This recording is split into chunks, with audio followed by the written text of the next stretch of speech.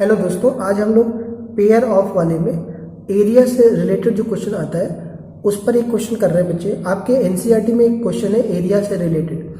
तो देखिए एरिया वाला सवाल क्या है, मैं आपकी स्क्रीन पर वो डिस्प्ले कर रहा हूँ क्वेश्चन, आप एक बार पढ़ लेना और उसको नोट भी कर लेना कि the area of a rectangle get reduce by 9 square unit if it's length reduced by 5 unit and breadth is increased by 3 unit. If we increase the length by 3 unit and breadth by 2 unit, the area will increased by 67 square unit. Find the dimensions of the rectangle. तो देखिए ये है क्या, मैं आपको इसका concept समझाता हूँ। जैसे मान लीजिए कोई ये रेक्टेंगल है, ठीक है, लेट करिए कि एक रेक्टेंगल है और इस रेक्टेंगल की लेंथ जो है वो 8 है और इसकी जो ब्रेड्थ है वो 3 है। क्लियर है? तो आप मुझे बताइए इसका एरिया कितना आएगा। तो आप कहोगे एरिया होता है लेंथ इनटू ब्रेड्थ, तो लेंथ की जगह पर 8 पुट कर दोगे, ब्रेड्थ की जगह पर 3 पुट करोगे तो ये 24 आ जाएगा। तो इसका जो एरिया आ जाएगा वो आ जाएगा 24। अब मैं कहता हूँ कि लेंथ को ना आप 8 से बढ़ा करके 10 कर दो, चेंज कर दो, 8 से 10 कर दो और इसको 3 से कम करके 2 कर दो। एरिया को मतलब लेंथ को बढ़ा दिया आपने और चौड़ाई को घटा दिया आपने, लेंथ को इंक्रीज कर दिया, ब्रेड्थ को डिक्रीज कर दिया। तो अब अगर आप एरिया निकालोगे तो वो आ जाएगा लेंथ इंटू ब्रेड्थ 10 इंटू 20 आ जाएगा। तो आप मुझे बताइए नया वाला एरिया अब वो पहले वाले से बदल गया बिकॉज लेंथ और ब्रेड्थ चेंज हो गई। या आप ऐसे भी कह सकते हो कि जो नया वाला एरिया आया है वो पुराने वाले एरिया से 4 कम आया है, 4 यूनिट कम आया है। ठीक है, इतनी बात। अब हम थोड़ा सा और आगे समझते हैं एक चीज कि जैसे मान लीजिए कि मैं इसी रेक्टेंगल का अगर लेंथ को डिक्रीज कर दूं, मान लीजिए 8 से मैं 6 कर दूं और ये 3 से 4 कर दूं या 3 से 5 कर दूं, तो बच्चों ये 6 हो जाएगा, ये 5 हो जाएगा, तो 6 5 या 30 आ जाएगा। तो आपका एरिया बढ़ जाएगा। तो बेसिकली कॉन्सेप्ट ये होता है कि लेंथ और ब्रेड्थ को अगर आप चेंज करते हो तो एरिया भी आपका बदल जाता है। तो अब जैसे मान लीजिए मैं लेट करूं कि एक हमारे पास रेक्टेंगल है ये, ठीक है, जिसका लेंथ हमने x लेट कर लिया और ब्रेड्थ y लेट कर लिया। लेट कर लिया कि length of rectangle is x and breadth of rectangle is y। और हुआ क्या है कि सवाल की लैंग्वेज कह रहा है फर्स्ट। तो पहले मुझे ये बताइए आप लैंग्वेज से पहले कि आप मुझे बता सकते हो कि उसका एरिया कितना आएगा। तो आप कहोगे एरिया होता है लेंथ इंटू ब्रेड्थ। रेक्टेंगल की लेंथ x है, ब्रेड्थ y है, तो वो आ जाएगा x into y, x y. Clear है? एरिया आ गया उसका एक्स वाई। अब मुझे ये बताइए कि अगर मैं आपसे पूछूं कि अगर जो लाइन सवाल की लाइन है वो पढ़िए आप कि कोई रेक्टेंगल है जिसका the area of rectangle get reduce by 9 square unit if it's length reduce by 5 unit. अगर हमने लेंथ को 5 कम कर दिया, ठीक है, और हमने ब्रेड्थ को 3 बढ़ा दिया, ब्रेड्थ को 3 इंक्रीज कर दिया, अगर लेंथ को 5 कम कर दिया और ब्रेड्थ को 3 बढ़ा दिया, तो आप मुझे बताइए नया वाला एरिया कितना आएगा। नया वाला एरिया कितना होगा? एरिया होता है लेंथ इंटू ब्रेड्थ। लेंथ है x माइनस 5, ब्रेड्थ है y प्लस 3। तो नया वाला एरिया आपका ये निकल के आ जाएगा। अगली बात ये बताइए मुझे आप कि जो ये नया वाला एरिया आया है, जब सवाल की लैंग्वेज पढ़ोगे आप तो उसमें ये कह रहा है वो कि जब हमने इसको चेंज किया है तो जो नया वाला एरिया आया है वो पुराने वाले एरिया से 9 स्क्वायर कम है। कह रहा है area is reduce by 9। Reduce by 9 का मतलब है जितना पहले था उसमें से 9 कम हो जाएगा। अब थोड़ा इसको सिंपल करें तो x को y से मल्टीप्लाई करेंगे तो xy, x को 3 से करेंगे तो 3x, 5 को y से करेंगे तो 5y, 5 को 3 से करेंगे तो माइनस का 15, इधर आ जाएगा xy माइनस का 9। देखिए दोनों तरफ xy है, अगर ये xy उधर जाएगा, ये इधर से हटा दीजिए आप, xy उधर जाएगा तो माइनस का हो जाएगा, तो ये दोनों कट जाएंगे, एक स्टेप हमारा बच जाएगा।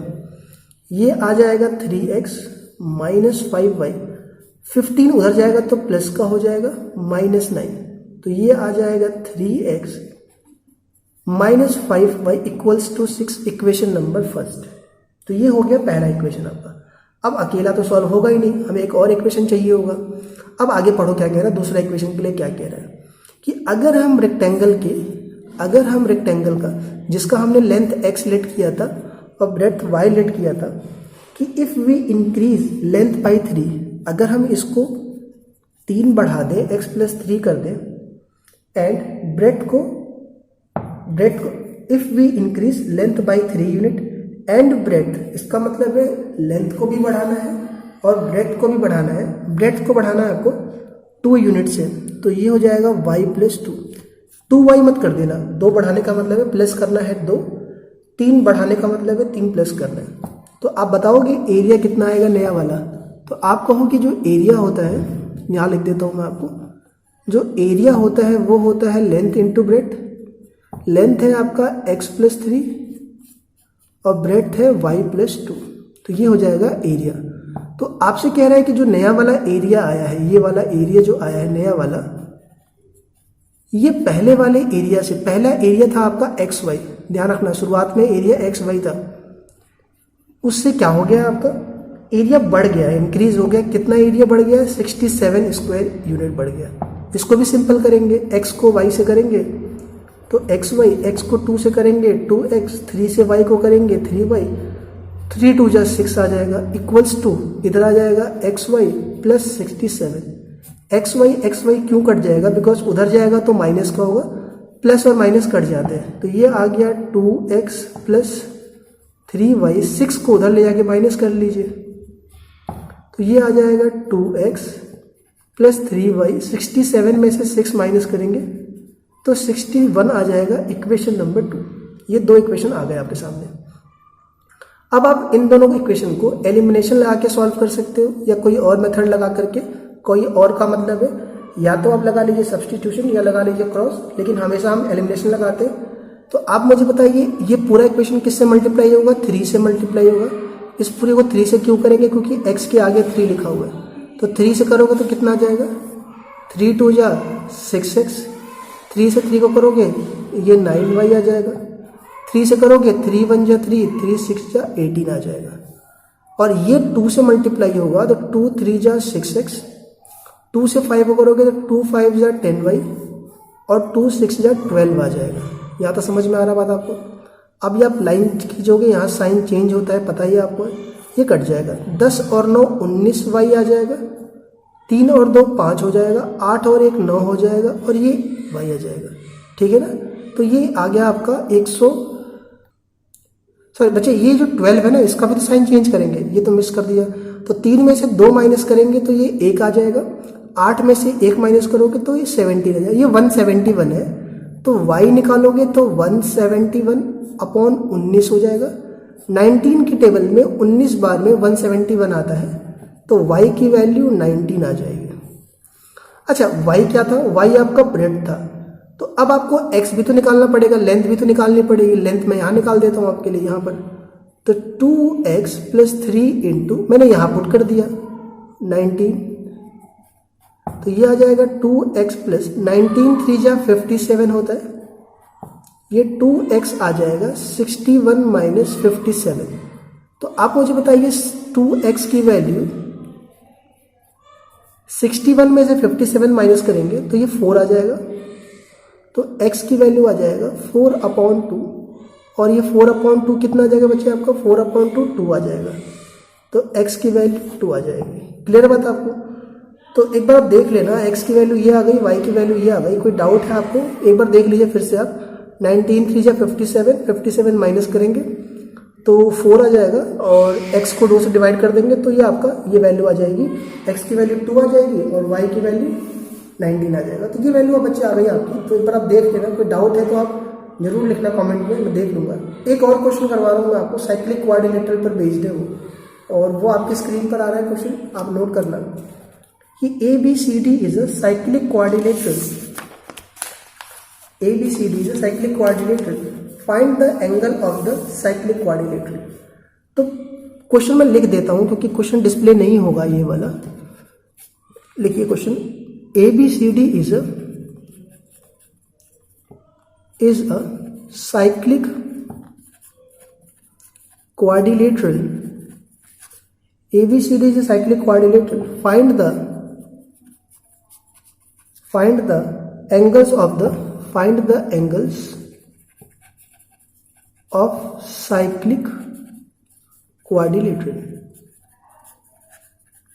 चलिए एक फिगर बनाया बगल में, बना लीजिए आप। ये है फिगर, एनसीईआरटी के ऑप्शनल जब खोजोगे आप उसमें मिलेगा ये सवाल। बढ़िया सवाल है ये हो गया ए, ये हो गया बी, ये है सी, ये है डी। ए की वैल्यू है 4y + 20, सी की वैल्यू है -4x। थोड़ा ध्यान से लिखना सवाल, मैं बोल भी रहा हूं। ये है 3y - 5 और डी की वैल्यू है -7x + 5। ठीक है, मैं बोल देता हूं, आपको दिख नहीं रहा हो तो। ये 3y - 5, ये -4x, ये 4y + 20, -7x + 5 है। ये नहीं दिख रहा हो तो मैं लिख देता हूं -7x + 5। ये वाला एंगल है एंगल बी, एंगल डी।